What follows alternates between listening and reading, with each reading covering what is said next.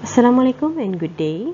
Topic for this chapters is the job satisfaction and positive employee attitudes and behavior. In this chapter, we will define a job satisfaction and discuss how it is measured and how it relates to job performance. At the end of this chapter, students should be able to understand why an employer should even care about job satisfaction and organizational commitment, be able to identify the individual differences in their predisposition to be satisfied, learn ways to increase employee satisfaction and commitment, understand the method used to measure job satisfaction, understand why employees are absent from work and what can be done to reduce the absenteeism, and the last one, to understand why employees quit their job and what can be done to reduce the turnover. What is job satisfaction? So job satisfaction consists of the positive and negative feelings and attitudes about one's jobs. So there are two approaches to conceptualizing job satisfaction. The first is the global approach. So in this global approach, it views job satisfaction as an overall construct, meaning this is considered overall the job satisfaction. This way of looking at job satisfaction simply asks if the employee is satisfied overall. So maybe using yes and no response or a single rating scale. The second one is the facet approach. This facet approach views job satisfaction as made up of individual elements or facets. So, are the tasks enjoyable? Do the employees enjoy working with their supervisor and co-workers? And maybe are co-workers outwardly unhappy?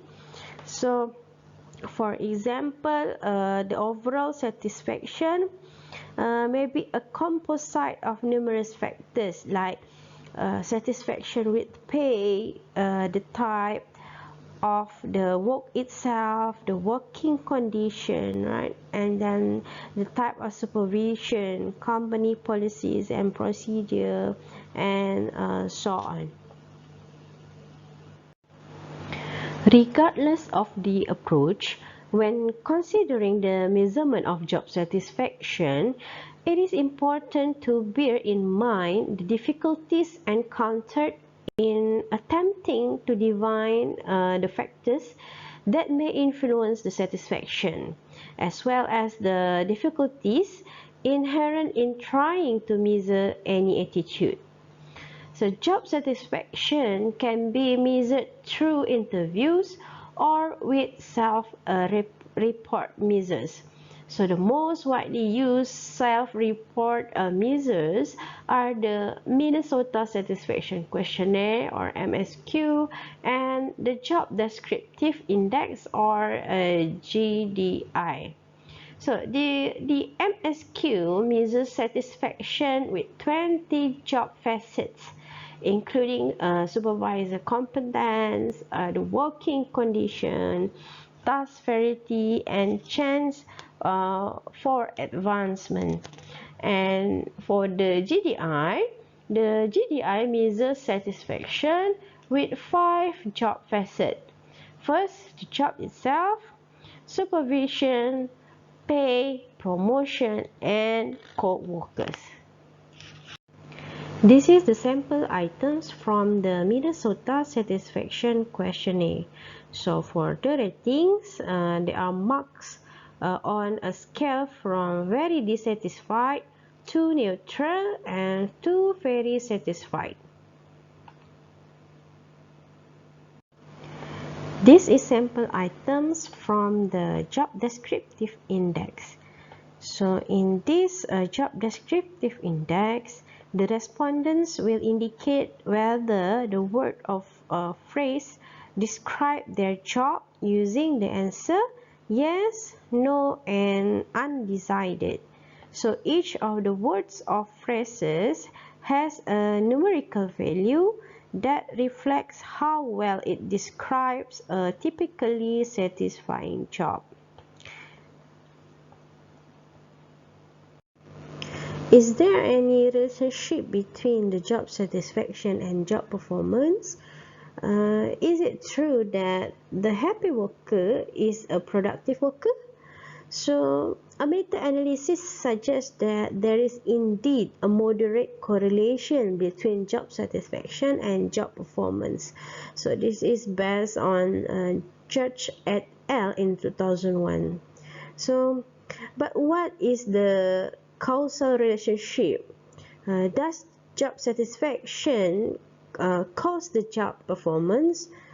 So one early theory of the job satisfaction performance relationship suggests that it may be the other way around. So good job performance leads to job satisfaction. Okay, but of course this is not that simple as other factors mediate the relationship. Okay, another theory is suggested by Porter and Lawler in 1968 that clarifies how this process might operate. Okay, so according to them, job satisfaction and performance are not directly linked. Instead, the effective job performance leads to job-related rewards such as pay increases, promotion, or a sense of accomplishment. So if the process for offering these rewards is perceived as fair, receiving this reward leads to job satisfaction and also to higher and higher levels of performance. So this creates a situation in which job satisfaction and job performance are actually independent of one another. So, but are linked because both are affected by job-related rewards. This is the Porter-Lawler model of the job performance, job satisfaction relationship. So, interestingly, the Porter and Lawler model builds on the equity theory of motivation. Because a notion of equity fairness in job-related input and outcomes are central to the argument. So specifically, motivation to perform the job and the satisfaction derived from the job are both caused by the relationship between what an individual puts into the job and what is received from the job in terms of reward. So in other words, both motivation and job satisfaction come from the perceived equitable relationship between the employee's input to the job and the job outcomes. So as we can see here, from the perception of a direct contingency between performance and rewards, it will produce the high performance or productivity and high job satisfaction. But between this high performance or productivity and high job satisfaction, there is no direct link between these factors, but they are mediated by work-related rewards.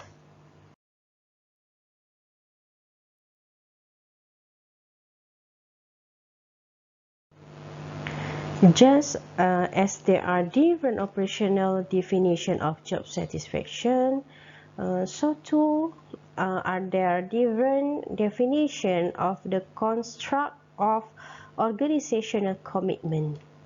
For example, is it an attitude, a behavior, or both? So previously, organizational commitment also referred to as company loyalty. That was associated with an acceptance of the organization goals and values, a willingness to exert effort on behalf of the organization, and a desire to remain with the organization. But a good definition of organizational commitment is that it is the workers' attitudes about the entire work organization. So this is more on the workers' feeling and attitudes about the entire work organization. The most widely used measure of organizational commitment is Organizational Commitment Questionnaire, or OCQ. And other models view organizational commitment as composed of affective, continuance, and normative commitment with separate scale to measure each. So this is the example of the Organizational Commitment Questionnaire, or OCQ. There are three types of organizational commitment. The first one is affective commitment, which is the employee's emotional attachment to the organization. So this relates to how much employees want to stay at their organization. The second one is continuance commitment. So here is refer to commitment to continue with the organization because there are costs associating with leaving. So this continuous commitment relates to how much employee feel the need to stay at their organization. The last one is normative commitment, which is like a sense of duty or obligation to stay with the company. So how much employee feels they should stay at their organization. So is there a chance for growth and challenge? So to enrich the job, the variety of skills is needed. Employee completes entire tasks, tasks that have meaning, and employee has input or control, and employee receive the feedback. So the method that could be used is job rotation, job enlargement, and job enrichment. The concepts of job satisfaction and organizational commitment are closely related, although distinct. Research indicates a fairly high positive correlation between job satisfaction and organizational commitment. So the workers maintain positive attitude towards jobs and organization to maintain cognitive consistency. Both organizational commitment and job satisfaction are affected by numerous factors, including job time and variety, job responsibility, quality of social relationship at work, compensation, chance for promotion, and so on. And research also indicate that perceived fairness in job rewards will influence the job satisfaction, while congruence between organizational and workers' values and organizational values and action influence organizational commitment.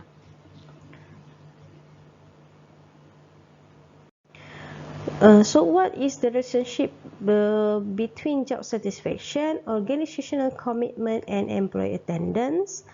Employees who have positive feelings about their jobs and work organization should be less likely to be absent from work and to leave for a job elsewhere than those with a negative attitude about their jobs. However, before we considering this relationship, we must consider how employee attendance variables are defined and measured. So first one is the voluntary absenteeism. So this is when employees miss work because they want to do something else. So this is not because they are ill or are able to work. Second one is involuntary absenteeism. This occurs when employees have a legitimate excuse for missing work. So this absenteeism typically because of the illness. So involuntary absenteeism is inevitable. So organization can try to eliminate voluntary absenteeism, but this is difficult because it is difficult to distinguish between voluntary and involuntary absence. As with absenteeism, there are difficulties in defining and measuring turnover. Turnover can also be categorized as voluntary or involuntary. So involuntary turnover occurs when an employee is fired or laid off. Second one is voluntary turnover. It occurs when competent and capable employees leave to work elsewhere. So the meta-analysis by Griffith et al. In 2000 indicate that low job satisfaction and low organizational commitment are related to higher turnover. Research has demonstrated that organizational commitment developed from job satisfaction and in turn influence an employee's decision to remain with or leave the organization. However, although organizational commitment appears to be a predictor of turnover, one of the best predictors of employee turnover is absenteeism. This particularly the rate of absence immediately before the employee leaves. So the researchers also have turned their attention to measuring employees' self-reported intention to leave. We call it or know it as turnover intention. So it refers to workers' self-reported intention to leave their job. This voluntary turnover is costly, and research indicates that employees who feel they are not treated fairly are more likely to leave an organization. Okay, 3 techniques have been used to try to increase employee satisfaction by changing the structure of job. So the first technique is job rotation. So job rotation is the systematic movement of workers from one type of task to another to alleviate boredom and enhance worker training. Although job rotation can be used to train workers in a variety of tasks, it can also be used to alleviate the monotony and boredom associated with performing the same work day in and day out. The second one is job enlargement. Okay, so job enlargement here is the expansion of a job to include additional and more varied work tasks. So for example, a custodian who is responsible for the cleaning and upkeep of several rooms might progressively have the job enlarged until the job duties involve the maintenance of an entire floor. The third one is job enrichment. So job enrichment involves raising the level of responsibility of a job by allowing workers a greater voice in planning, execution and evaluation of their own work activities. According to research, the perception of fairness in pay is associated with greater job satisfaction. So one innovative compensation program is skill-based pay. So this is also known as knowledge-based pay.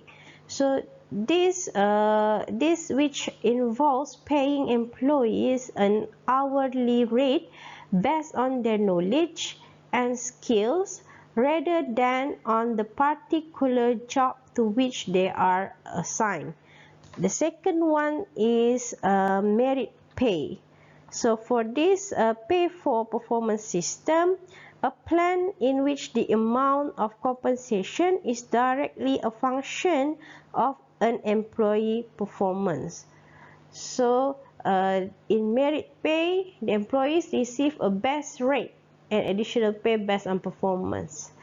The third one is another strategy for the implementation of pay for performance system is to make pay contingent on effective group performance. So this technique, we call it as a gain sharing.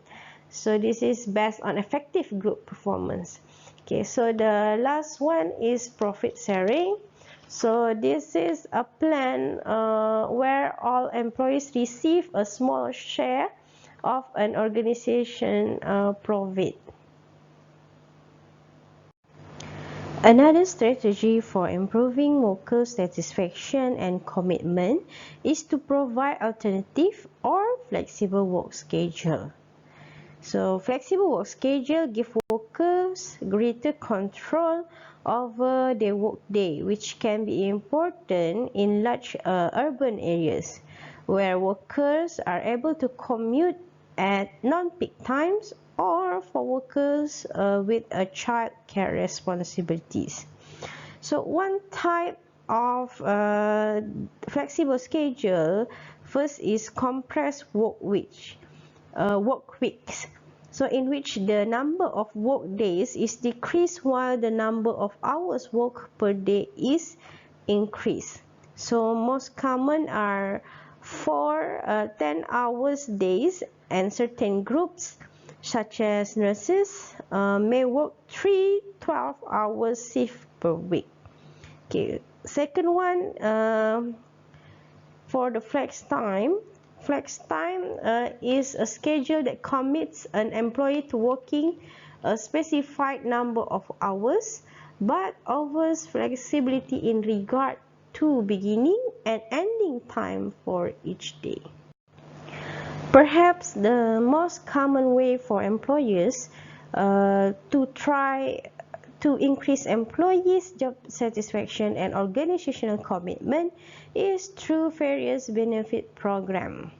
So benefit program can include flexible working hours, a variety of healthcare options, retirement plans, career development, health promotion program, and employee-sponsored childcare. And on-site childcare program increase the job satisfaction but have little effect on employee absenteeism.